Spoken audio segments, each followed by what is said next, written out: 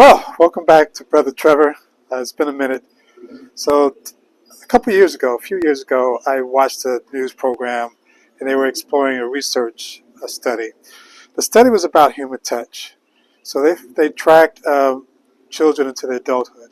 So what it was, they identified children who hadn't been touched at all for the first 3 or 4 months of their lives, whether been in a NICU, they were not had very little human touch, and then they tracked them through their adulthood.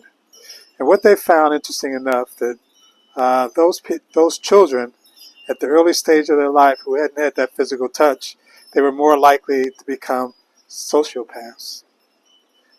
And another group of children they tracked who had a lot of human touch, those first 3 or 4 months of their life, they became well-adjusted adults. Human touch is important. Laying hands is even more important. That's what we're going to talk about today, the doctrine of laying hands.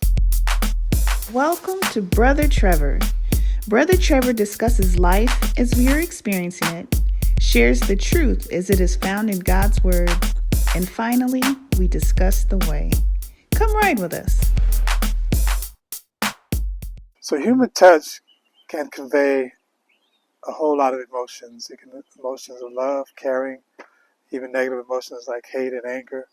But if you're a Holy Ghost-filled believer, you're also able to tap into the spiritual realm by the laying on of hands.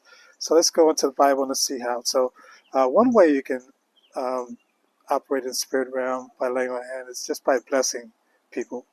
So we see this in Mark chapter 10, verse 16, where Jesus is actually blessing the children who have come to him with his hands.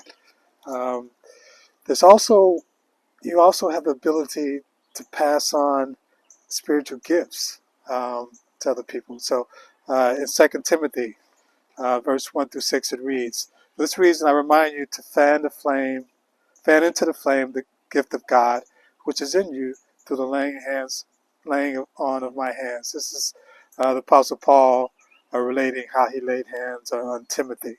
In Deuteronomy chapter 34, not only in the New Testament when Jesus has come and gone back to heaven as his gift available, we can see it happening in the Old Testament. And then more importantly, you can pass on the Holy Spirit that's from you and pass it on to another new believer. This is actually what happened to me when I became a Holy Ghost-filled believer. This is at West Angeles Church of God in Christ. And let me just go ahead and read part of Acts 8. When they laid their hands on them and they received the Holy Spirit. You can also go to Mark chapter 16, verse 15. This is real, folks. This is happening now. And I invited a fellow brother of mine to come join us and talk to you about his gift that he receives by the Holy Spirit of healing. I want you to welcome Brother Troy. How would you describe what God has gifted you with? Well, it's kind of hard to describe. It's just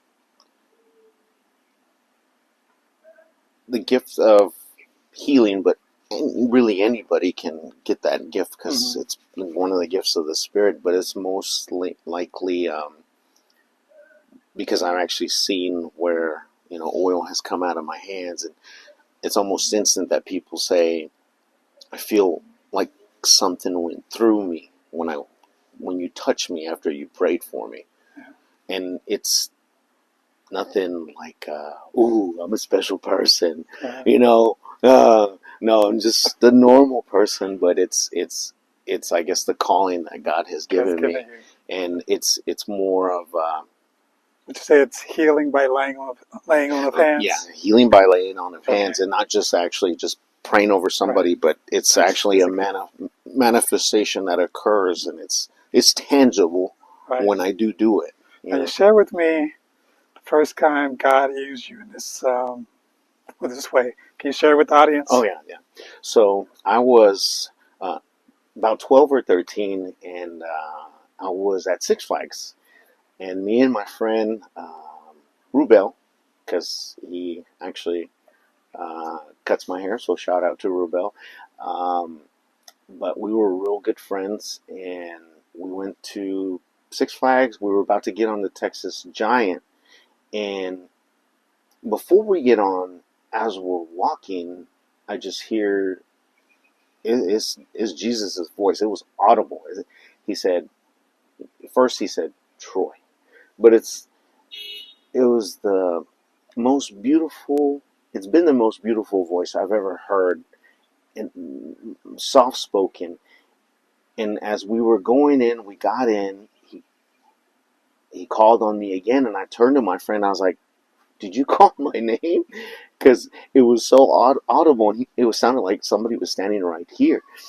But as we got in, and we were walking up the steps, to get onto the ride, he's like, I'm going to have you, I want you to pray for this man. Now, I didn't know this man. I didn't know who it was. I hadn't seen him yet. And as we're all lined up, I'm gonna fast forward you to yeah, actual when you actually approached the man, yeah, because there were some obstacles in the way, yeah, but God prompted you to move. And yes, you did. yeah. So when you got to the man, what happened? So I, Jesus had told me to pray for him. So I went ahead and I told the man, hey, I like to pray for you because Jesus told me to pray for you. And I laid my hands on his legs because I told him to lift up his legs. I lift up his pants, and his it looked like stumps. It looked really weird, but I put my hands on it because I was following what Jesus wanted me to do, and I started praying for him, and just felt like this fire come in through my body, out my hands, but it was really, my hands were really hot. And for him to not have any feeling in his legs as well, he was like, he was saying after I finished praying, I felt something in my body I had never felt before. So that was the first time that had ever occurred. And, you know, it took some time after that before I could start doing that again, because it was crazy. So that was when you were 13. So let's fast forward to how old are you now? Now I'm 35. Okay. So some 20 plus years later, Uh-huh. and God has called you back to doing this again. Right. Yeah. And how did that happen? Um, I had somebody that I went to go fix the car. I saw her with hair, and then the next time she called me out, I realized that, all her hair was gone. And for the ladies, and for me being then also in the medical field, I know that's one thing. And it found out she had cancer, and I was like, nope, I can't leave. So I went up to her and I prayed for her. The same thing, just heat generating from my hand, like just a power coming out of my hands. And it's not me, I'm just a vessel. Jesus is just using me. I'm nothing. I am unworthy to even touch Jesus' feet, but he was using me. And she just texted me a few weeks ago. She is cancer free. Hallelujah. Hallelujah. Yeah, but this happened a few months ago that I prayed for her. And she was going through therapy, and she even said, I, I felt something. She started to cry as soon as I put my hands on her to pray. She just started to feel a certain way, but it's not like it has to be a special moment for you to do it. It can happen at any point. A lot of people think that I have to be in church for this to happen. I need to be holy, sanctified. If Jesus has called you to do something or to tell you to go pray for somebody, you go do it.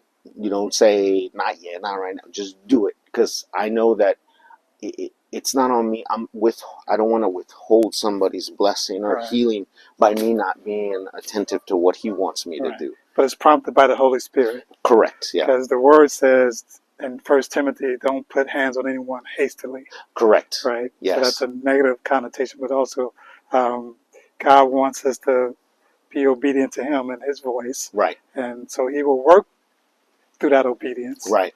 And that's through the laying of hands. Correct. So it's really amazing to be a part of this journey, and it's awesome that God is using me, but I want to be obedient to what He's wanting me to do.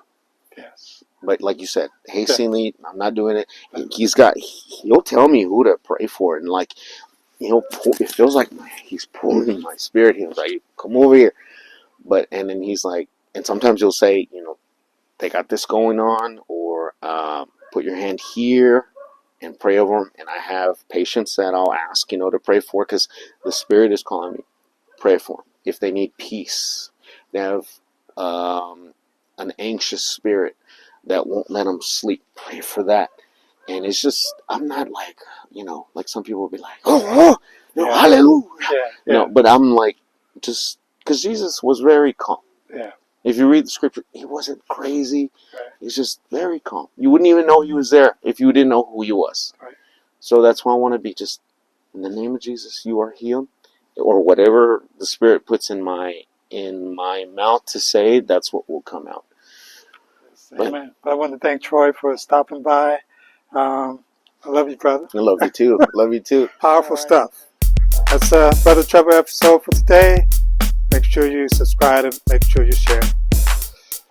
Peace.